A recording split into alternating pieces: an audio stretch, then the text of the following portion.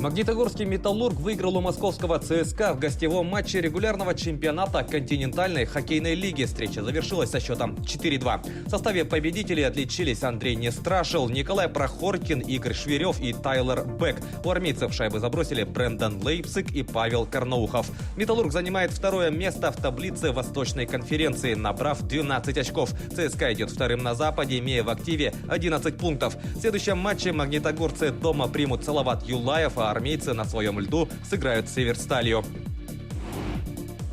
Английский футбольный клуб «Тоттенхэм» арендовал валлийского нападающего испанского «Реала» Гарета Бейла. Соглашение с игроком рассчитано на 1 сезон. Напомним, Бейл уже выступал за «Шпор» с 2007 по 2013 год. За «Реал» валлиец провел 251 матч, в которых забил 105 голов и сделал 68 результативных передач. В футболке мадридского клуба Бейл дважды стал чемпионом Испании, обладателем Кубка и Суперкубка страны, четырехкратным победителем Лиги чемпионов и клубного чемпионата мира, а также двукратным победителем Суперкубка УЕФА.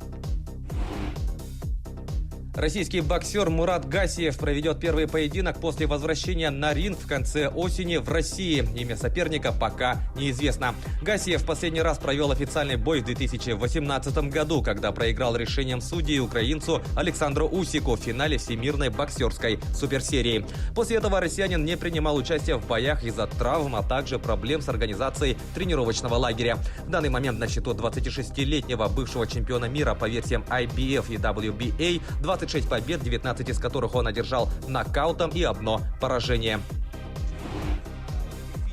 Перейдем к событиям якутского спорта. Бегунья Сардана Трофимова стала победительницей московского марафона. Традиционный престижный старт прошел накануне в столице. Якутянка пробежала дистанцию 42 200 метров за 2 часа 28 минут и 2 секунды, тем самым установив новый рекорд трассы. Отметим, что прежний лучший показатель также принадлежал Трофимовой. В 2018 году она пробежала дистанцию за 2 часа 28 минут и 31 секунду.